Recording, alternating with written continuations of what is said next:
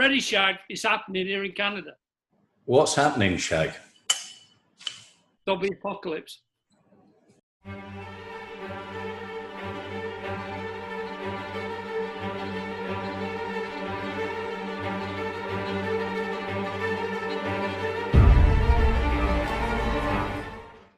What the fucking hell are you wearing?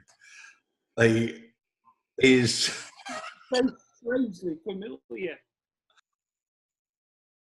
Well, I've got oh, bloody hell. Hang about. Let me find out how I get it off. Oh, this is my thing because it's a bit different here in Canada. I have a sniper rifle. It's quite nice. Oh. I've got a combat shotgun. how many Quite nice. guns do you have? Oh, loads. You're like one of those weird Americans that has a bunker. I've got me axe. And finally, I've got me.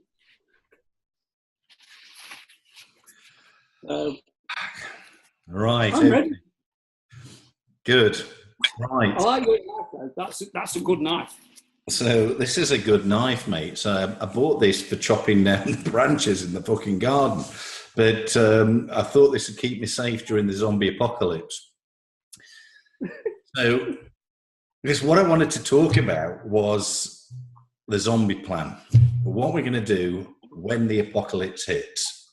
And so this is why we're here. So when the zombie apocalypse hits, first of all is, where do you think it's going to start, Shag?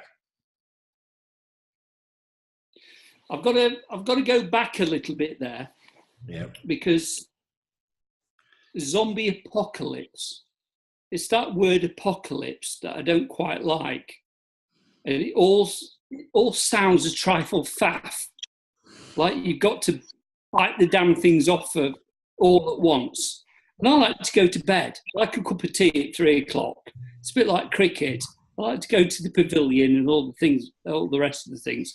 So I'm not quite liking the word apocalypse. It sounds like a lot of work. Like you have to do it all the time. And I'm sorry, but you're the same as me. You like to stop at lunch. You like to have your bloody dinner. You like to have a cup of tea at 3 o'clock and cocktails at 5 and all the rest of it. So I think we need to take apocalypse out of it. And I think we need to introduce a different word called a bitterlipolypse. A bitterlipolypse. And what a bitterlipolypse means is you get a zombie every now and again. So Maybe once a day. Well, So they come I to your garden. I like the idea of apocalypse because, apocalypse being kind of an event that fucks up the whole of the human race. And I like that idea. I like the idea of a world, where most of the humans have disappeared and there's just a few of us left. I kind of like that. So for me, zombie apocalypse, I like that. I like an apocalypse. So I don't want, just people knocking on the door like a bloody Jehovah's Witness. I want a whole body of the bloody thing that I can shoot at. And of course, which begs the question as well, if it is an apocalypse and this is a world-ending event, I want to know where it all started because I think the idea of zombie apocalypse has changed over the years. Right now, I think the latest fad is it's a virus, isn't it? I think it started with the T virus, did we, with Resident Evil and things. But at what stage did it become a virus? Because wasn't it once upon a time, it was an occult thing, like the devil had possessed your soul, and before that, wasn't it something to do with voodoo? And so I want to know where zombies come from. Is it a virus? Is it a disease, or is it aliens? I always like that thing where they go back to some biblical thing where the dead have kind of got too much for hell and the dead will walk the earth. So every zombie movie from 60s, 70s, you always had them coming out of the ground. It always a dead will walk. And that was bloody creepy. Incredibly creepy. Yeah, the things that are like pulling themselves out of the grave, coming to the top and then walking again was just magical. But they've seemed to have lost that. Yeah. Because the dead don't live anymore. The dead are consumed by, like you say, a virus or whatever. That's right. And I think a lot of people, it's very topical, isn't it? How now it's a man-made virus, This is kind of topical with this new age millennial idea, that man's fucking up the world. But now we've created a virus that proper fucks up the world because it creates zombies. But I'll tell you what I wanted to know, though, about this idea of creating zombies. Some of the past TV fiction or film fiction, looked at ideas like, chemicals going into the air and it raining on the ground and then all the zombies coming out of the ground and stuff. But the latest one with the virus kind of means, well, it's always been you get bitten by a zombie and you turn into a zombie. But every time I've seen a zombie documentary, because there's a few good zombie documentaries, Day of the Dead, and World War Z and things like this, these are real documentaries. Every time you see it, nobody gets bitten by a zombie. Or if they do, it's now and again. They kind of get fucking devoured by one. So I want to know where all the zombies actually come from. Because one minute you're walking down the road, the next minute 30 zombies grab hold of you and tear you to bits and there's guts and everything flying around and stuff. And you get devoured and eaten. But somehow the world's full of zombies that have kind of just got, a bit of the cheek missing and things like that. So who's not being eaten? Well, when you look at the films, there's two sides to it. There's slow-moving zombies. I'm sorry, but the slow-moving zombies, you can just flick them out of the way. You can run faster than them. You can get into a brisk walk, and you will walk faster than what they are encroaching on you. And it's bloody ridiculous. But when you have those kind of fast-moving zombies, like that 7 days and all the rest of the kind of things that go on that, they're a totally different ilk. You can't kind of run away. They're not zombie shag. I'm sorry, but they're not real zombies. Real zombies and walk around slowly and things. Romero. Sorry? It's like Walking Dead. They come out and they've got 11,000 zombies behind them. All they've got to do is brace into a brisk walk. And that's it. Power walk. But this is a thing, isn't it? But it's numbers, rather than speed. So that's the thing about the original zombie, is it was numbers. Hundreds of thousands of things everywhere, in the woods, in the streets and things. And it doesn't matter where you go, you get no relief from them. They're there. They might be slow moving, but they're coming at you. I think that's a little bit like it's explored in the film It Follows. Have you seen that film? It's a great film. It's a great film. This slow-moving thing that relentlessly never goes. So there's no rest, there's no peace, and it's the lack of sleep. And it's where do you go that's safe, And then even when you find somewhere that you can wall yourself off from the zombies, this is an apocalypse. Where do you get the food from? Where do you get your ammunition from? Where do you get your water from, your medical supplies and things? So we have this idea where we're moving from one area that's resource rich, and then you consume those resources, and then you have to go through this mob of zombies again. So that to me is the zombie phenomenon, rather than this, there's a baddie trying to get me, which if it's a fast zombie, it may as well be a plague of tigers, hasn't it? Yeah, absolutely. Yeah. I worked with a guy he put a premise in where if he was in this like zombie apocalypse, you would take absolutely everything. It's not all about rifles. It's not all about food. It's about clothes. It's about medications. It's about every single thing you can find, even things like chairs, because everything has gone. And at some point, you're going to want to sit down. And what you're going to sit down on, you're going to need a chair. So you can go in there and you can trade chairs. You can trade clothes, because nothing about the zombie films encroaches clothes. My clothes wear out in about 5 years, and that's dependent on climate. If you're down, as you and I know, when we was down in Spain, you buy a T-shirt, it lasts 6 weeks, and it falls off your back because all the stitching goes, because the sun takes it out. So where do you get your clothes from? You can't make cotton, you can't make silk, you can't make webbing, you can't make anything. So this is the whole idea behind the apocalypse, isn't it, then, that this is a world-ending event, and that you start off, I mean, I think this is explored in a few of the zombie films, where you start off resource hungry, and there's resources everywhere. There's cars lying around, there's petrol lying around, or gasoline for our American cousins. And it starts, first of all, as a mad rush to get these resources. But then, but you're trying to share these with lots of people who are all wanting these resources. So you get this mad kind of kerfuffle. But then as time goes on, the resources are slowly consumed, and you've got less and less people having to go back to being more creative, scavenging, looking for things. So these are survival stories. And I think the reason zombies is exciting is because this is survival instinct. There's two things. There's the survivalist, which there's lots of people kind of into that sort of thing. But then there's the hunting element as well, because now you get to hunt people.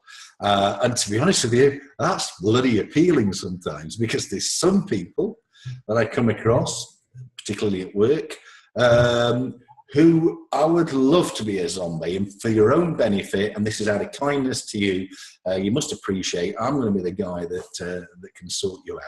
All right, and so this is it's a great story, isn't it? But it is about resources and survival, and on what you were doing and who would survive, because this is a debate I have with my son.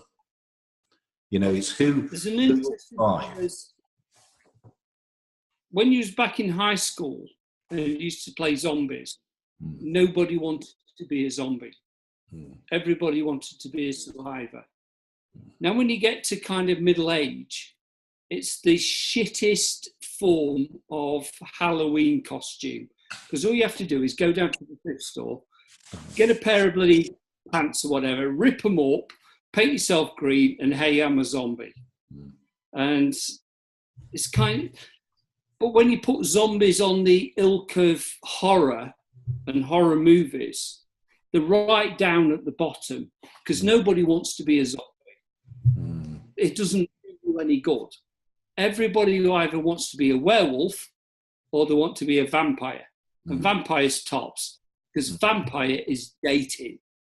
You can date. It's like internet dating. Every night you get a different kind of partner, and everything wins, and you're cool. But as a zombie, you can never be cool. Well, I think maybe this, because it's that sex element, isn't there? And because sex sells, we all know that, and it's on a lot of people's minds. And the whole vampire thing, has kind of that story, that love story beneath it, the sex, the eroticism, of biting the neck and things like that, about making the female victim, succumb to your will and your control, and you can make her do whatever you want. These beautiful breasted ladies from these 1950s vampire films who were being seduced and made to do the will of the vampire. But this is kind of now getting into zombie films. What's the one recently? Bloody hell, I forgot what it's called. But there's now a new ilk of zombie film where one of the zombies, actually kind of falls in love with the heroine of the film. She really likes him and falls for him. And somehow, the love and whatever it is turns him back into a human again. Now, I'll be honest, I forget what the name of that film is. Somebody can remind me. But It's a bloody good film. I really enjoyed it. It was great because there was a lot of humour in there and stuff, and it did make me chuckle. And I love a bit of humour. But it started to creep in now. So now we've got the twilight of the zombie creation. You know, so everybody should have a zombie and fall in love, and that's great for, you know, for fat ugly people like me who can't get pretty girlfriends. You can dream of meeting a zombie, and if you love her right, you'll turn that zombie back into a human. And if you're careful about the zombies you pick, you might get yourself a nice breasted beauty who thanks you for turning her back into a human again. Can you imagine the gratitude? When you notice in zombie films, there's always a female that's kind of meandering through that you think, oh, hello. kind of, yeah. Oh, hello. It's the zombie nurse thing, isn't it? You know, there's got to be a zombie nurse, so she's kind of... Maybe one of our people can pick up on this, is how many times does that nurse show herself in, what is it, Dawn of the Dead? Yeah. Because she's everywhere. Yeah. She's in the mall, she's on the roof, she's bloody everywhere. She's walking down the bloody car parking lot, and you just kind of pick her out because she's dressed like a nurse. Yeah, well, she's got the figure. She's already got the short nurse skirt, so there's something about, you know, uniforms and things, but then it's torn, you know, and she's lumbering around with this torn kind of thing. And I don't know, it's a little bit sick because she's got rotting flesh. That's necrophilia, isn't it? And that somehow you're strangely attracted. It was like Silent Hill. There were some beautiful zombies in Silent Hill. Do you remember? Oh my God! Yeah, that's superb. That film. Yeah, it's you know, absolutely, and video game, of course, which is where it started. Yeah, so but sex creeps into everything, mate, doesn't it? And this is you know, popular TV and popular films and things. It's always got to be a sex element into it, which is, I think I kind of enjoy that when it's a tongue-in-cheek horror, because it doesn't think, why have we got sex in this now, you know, but it kind of, it's funny to watch. But I hate it in other films. You know, how many films do you watch where there isn't a love theme? And that drives me mad. You can be watching a film about a secret agent or a spy or some conspiracy to go back in time or whatever the bloody film is, and you just know that the couple are going to end up shagging. And in actual fact, I've got to the beginning of films now, and when there's the hero and the heroine, the first thing I say is, they're going to shag, because you know that they're going to do. Yeah. Yeah. I can't remember what you would tell me, like The Walking Dead. I can't remember who told me this, but The Walking Dead was the first 3, 4, 5 seasons was about the people. And it was about fighting the zombies. But now what they've done as the creators of The Walking Dead is they have this never-ending saga of never-ending people that you have to fight. And the things turn basically into Coronation Street. Yeah, it does. Watch Walking Dead, it's just like watching Coronation Street or EastEnders or some other shite. It's never-ending saga. Yeah, I think, you know, I enjoyed Walking Dead in the beginning. I mean, I like the idea, you know, where it started off fighting the zombies and then people were trying to band together. And there was always that human element, you know, where, you know, society controls us. We're controlled by society, and a lot of our basic animal instincts aren't controlled you know, by ourselves. They're controlled by society, which is why we have laws and rules. And when society breaks down, you have this problem now, you know, of getting humans to behave themselves. And Walking Dead did well to explore going from fighting the zombies to now, actually, this isn't about the zombies. We've become pretty bloody efficient now at controlling and killing these zombies. We're good at it. It was only at the beginning when it was all a little bit new and scary, but now we're quite proficient. We've adapted. But now we've got no society and civilization, which is probably the scariest thing, because the real horror in it is what we do to each other as people. The problem with Walking Dead is it kind of latched onto that. It latched onto this great idea that people were interested in, but won't bloody let go. And we could do with some new ideas and things that go with the zombie apocalypse. I love the idea of Negan.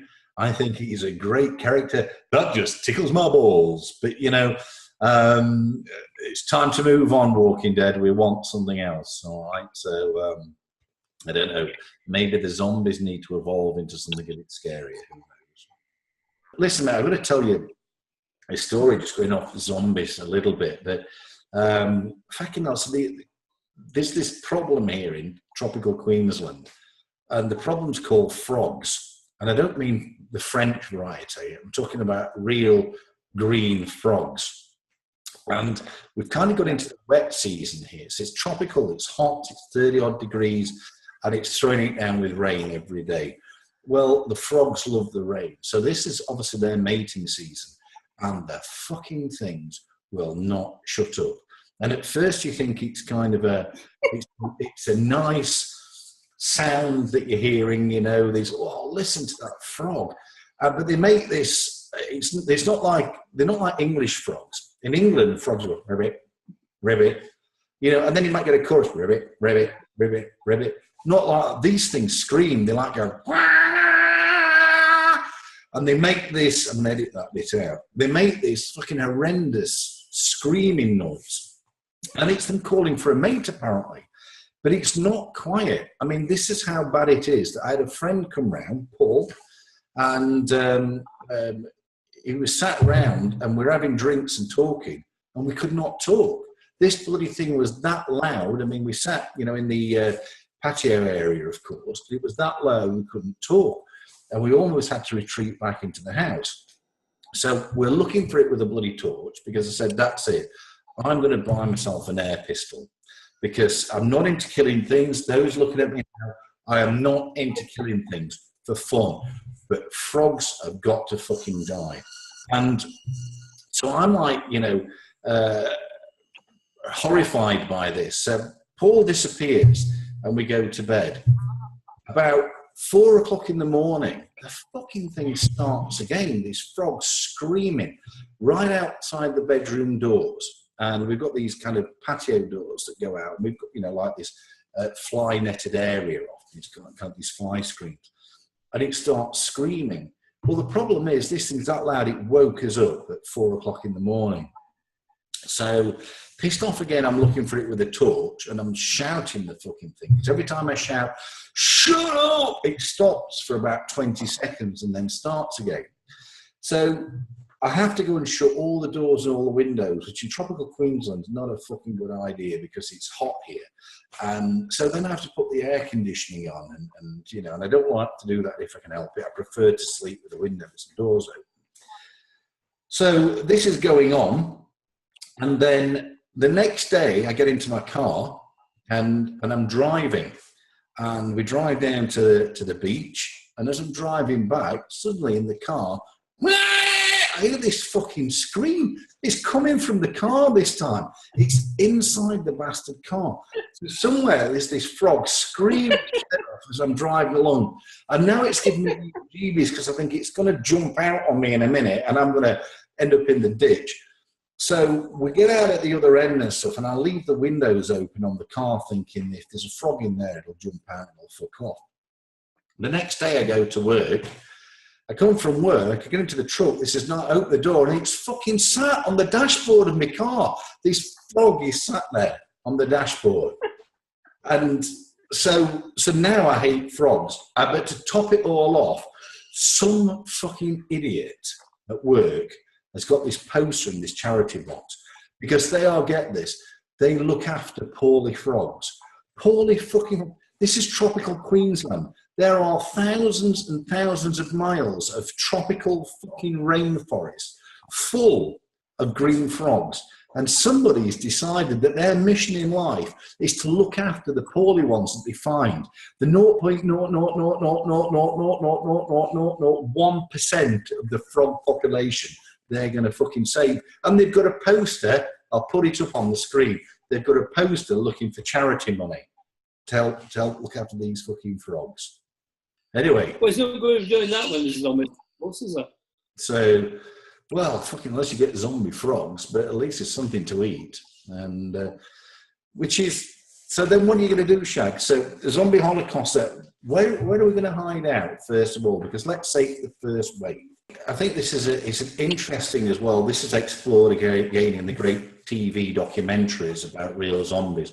And what happens is that one of the favourite themes is that people end up going back into your shopping centre.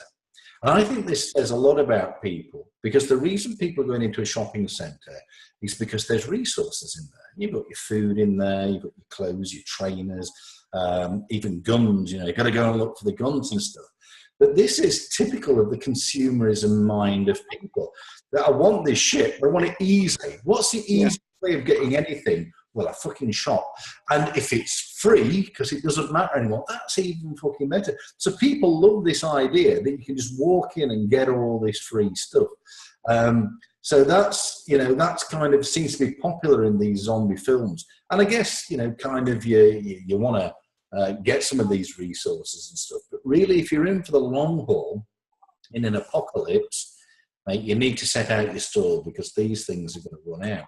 So do we start off in a shopping centre? But what will happen then is you'll run out of stuff and then you'll have to leave. Or do you go out bush, and where there's going to be less zombies, because there's not even any freaking Australians in half of this place where I am. So I'm fairly sure you'd be hard pushed to come across a zombie. But then you'd have to live off the land, and you'd have to learn how to survive like that again. So I think there's two different kinds of people, isn't there? There's those who are going to put their camouflage on and get their guns out and disappear out into the bush, and with a trusty machete. Or there's those who want to go to the shopping centre, and they'll sit there and still put their makeup on and eat all the food until one day it all runs out, and then they'll go, "Oh, please, help! Somebody save me! We've run out of burgers." Question for you, Jack. Yeah. Question for you. The skull. If you think about zombies, it's all about the hippocampus. Yeah. Which is that little piece of brain that's right in the back of your neck. Yeah. How effective is a sword smashing against the skull? Well, I guess especially a samurai sword. Yeah. A samurai sword is a slicing weapon. Yeah. It takes out arteries and capillaries and all the rest of it. How effective is that? Is slicing through bone? Because I don't think it is. Well, you've got a broadsword, it's like an axe. You take one of these, you whack it through somebody, the kinetic energy will go straight through the head. But a samurai sword, it is a blade that is very, very thin. I can't see it doing a great deal of anything. Well, slice that. All I can say, I've never had a samurai sword, so I don't know, and I don't know what weights in it, but it is a combination between sharpness and the momentum that you have in the sword, you know, because it's the amount of energy over that thin edge that's going to hit that part. Now, I don't know, I've never had a samurai sword. With this machete, and again, this isn't hacking down people in the street or chopping down the bank manager's legs. This has been chopping down trees and branches in the garden and stuff. And this thing is incredibly efficient. You know, I've got branches that we were trying to cut before with, with big choppers. And I mean, real big things that have got the sharp blade and with a ratchet on it and chopping through. And then click, click, click, click, click, click with a chunk, and it goes through. And then I turned to a saw, and then and sawing through these branches and things. But there's so much of it out here. I mean, it's, you know, we live in the bloody rainforest. This, bloody hell, you can't believe we got big, I mean, you know, we're not talking about big trees, but things like this diameter, and there's a knack to it. It's that effortless swing. It's always like an outward swing with a bit of angle, going through it, and it just cuts through. So the cutting power of this is incredible, and this is why I kind of bought it and things. And you should see the state of the garden, because once you start cutting, you can't stop. It's addictive. Yeah. And, you know, in actual fact, you can just imagine there that you're cutting your way through a troop of zombies. What's the collective term for zombies? Is there a collective term? A troop or a gaggle? A gaggle of zombies? No. A herd. That's a bit dead, isn't it? A herd. There's a herd coming. You know, come on, man, I'm going to get my machete out. So I don't know. So I think this is, but the problem with that though is if you're saying to kill a zombie, and you seem to have some knowledge in this, that you have to get the hippocampus, then you've got to attack them from behind. Because I don't see, unless you can kind of, so you've only got a very narrow angle, haven't you, to kind of get up and up to get into the back of the head. So you're going to have to attack them from behind. But zombies don't walk away from you. They come for you. And this part of the head is extremely tough, like Klingons. So I think you've got a technical challenge. So perhaps killing zombies the way that we've been taught to do it, using informational zombie documentaries like David Dead and World War Z, perhaps there's a flaw in that, and we need to think a little bit more cleverly about how we kill zombies. So, you know, maybe, I don't know, you tell me, how are you going to kill them? Up here, so maybe you've got to jab it under there to get through. So the problem with Shaun is going back to this hippocampus, which is very deep brained. Yeah. Right in the middle, it's kind of going down the spine. If you kind of take this bit, there's always that wonderful scene in Dawn of the Dead where the zombie comes crouching up and the guy's in the helicopter. The helicopter takes the top of his head off. And he goes and dies. But that's not the hippocampus. The hippocampus is down here.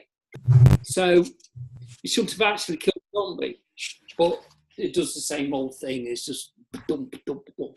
But if you take the theory that it's the hippocampus, that puts a whole new kind of edge on how you're going to shoot a zombie.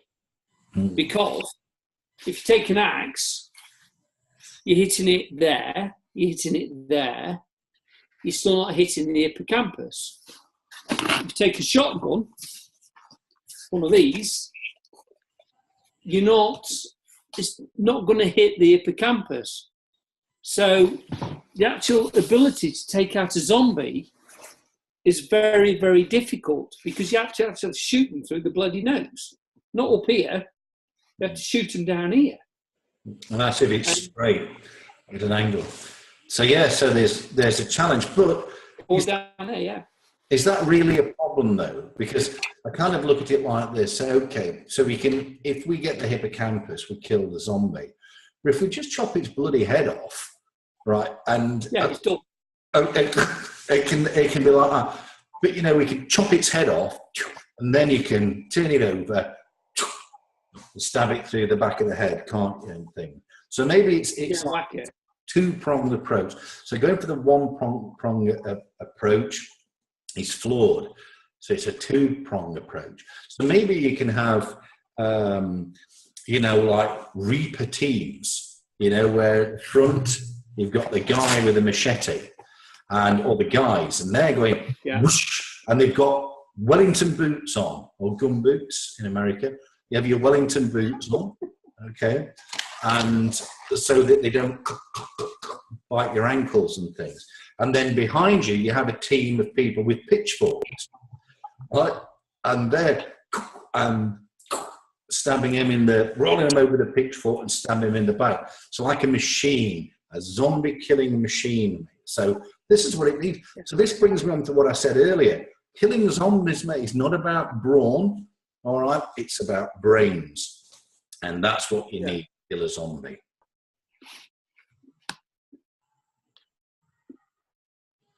What are you eating?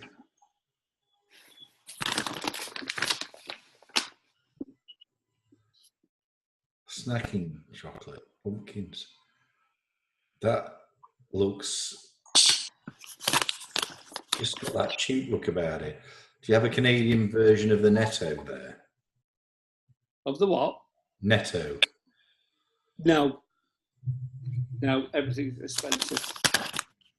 There was a documentary that I watched about how could a zombie holocaust happen, and they kind of started premise of the show is you basically take Ebola, which is one of those illnesses where it infects by bloody basically vomiting blood over everybody, and combine that with rabies, which sends everybody crazy, and then you make it airborne. And then it affects massive amounts of people, which are, I guess that kind of Zombie X was kind of alluding to. Everybody kind of gets infected, so you have this massive amounts of zombies attack you in a single instant. Whereas a slower paced zombie, you can't, like what you were saying earlier, you can't really see how it would have an effect. One person bites one person, then you've got two, bites two people, you have four. It goes on the premise of that. Kind of, it doesn't. Yeah. Kind of die out. There's no way it could populate. I just think, you would get, with the slow zombie, really what would happen is you would get initially a rapid rate of infection, but then it would cap at quite a low percentage and stop as people got wise. So the danger of the slow zombie is they're taken by surprise. So when you're not expecting it, so when you're the emergency room doctor and somebody comes in that's infected and things, and you're thinking, oh, blam, this guy's got some kind of illness. Has he gone a bit mad or something like that and stuff? And, oh, bastard's bitten me. Quick, security. And then, because you don't know what's going on, so then you become a zombie and the nurse comes running up and saying, oh, yeah, doctor, are you okay and stuff? And you're,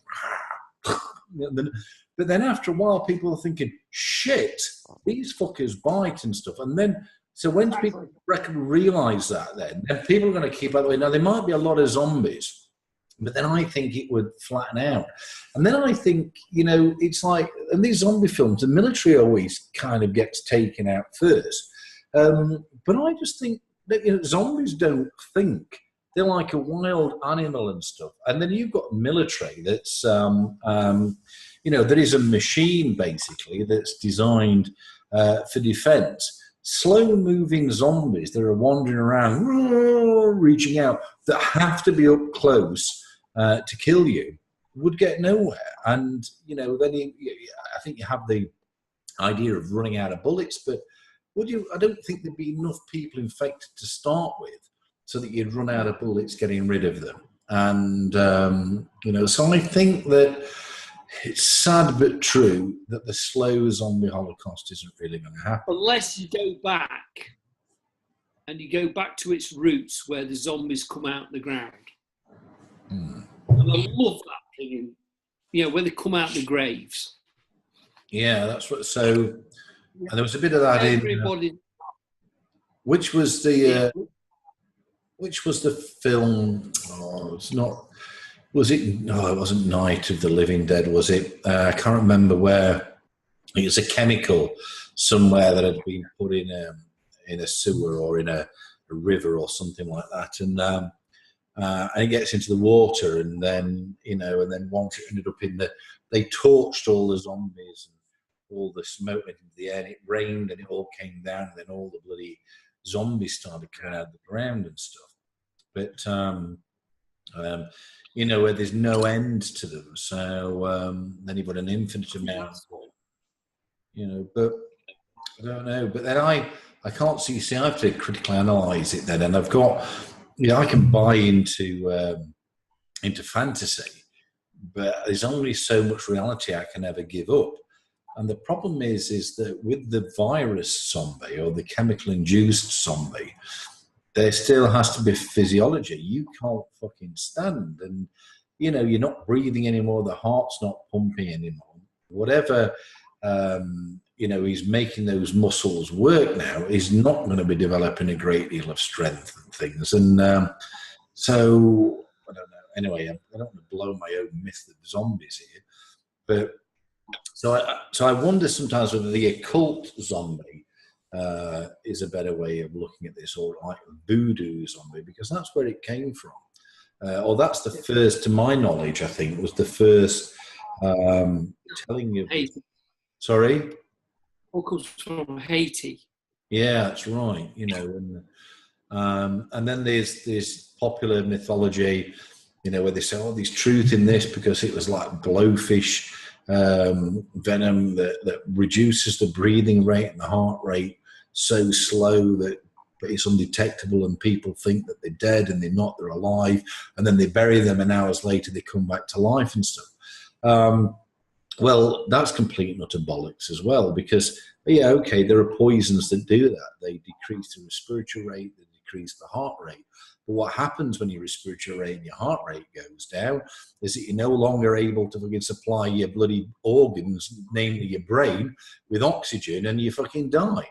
So it's no good saying, well, yeah, they were like that. This poison reduced the heart rate and their respiratory rate for, for a week, and we buried him, and then he came back to life afterwards and stuff. Bollocks, mate. What's this? What was that? What's the name of Flint? A Man Called Flint. Do you remember that from the 70s? There's a guy called A Man Called Flint, and he used to be able to meditate and slow his heart and his breathing rate down. But then he had this little watch, and it had this thing that came out that like twisted his pulse or something to trigger him back again, so he could pretend to be dead. And I thought, fucking hell, well, if you could do that, mate, you'd have died of a hypoxic brain injury before now. But myth busting the zombies now. So got rid of the war makeup. So the other thing like about Jesus, feel better. The other thing about zombies is that you watch the films and things. There's always kind of a love interest and things like that. And we mentioned that before. The last thing you fucking want in a zombie holocaust is a love interest, because you're going to have no contraception. We all know love is about sex and procreation. And you've gone from somebody who's looking after himself mainly, who's probably going to struggle to stay alive, you've got yourself to worry about. And then you're going to have somebody else that you've got to look after. Now, unless you've got somebody like me, Shaun, from The Walking Dead and things, who's quite capable of looking after you too, she's probably going to be a little bit of a liability, because you're going to have to, look after her and things. Although all the women in there now are probably going to shout at us and stuff. But it's not just that. Then obviously you're going to be having sex, because that's what people do who have love interests. And there's been no contraception, unless you've got a big supply of pills that you've taken instead of taking the antibiotics and the food. She's going to get pregnant. And if she gets pregnant, mate, that is going to be bloody difficult to survive the zombie. Which makes sense. So if you're actually going into the pharmacy, probably a lot in this, and you think to yourself, shit, I've got a rucksack and there's all these pharmaceutical goods up here. What pharmaceutical goods should I take? Well, I know there's antibiotics are kind of up there somehow, but I'm going to be thinking I'm taking the oral contraceptive pill, because that shit's going to kill you if you don't have an oral contraceptive pill. So I think that's what I'd get. I'd have a nice big box of microgynon, mate. And,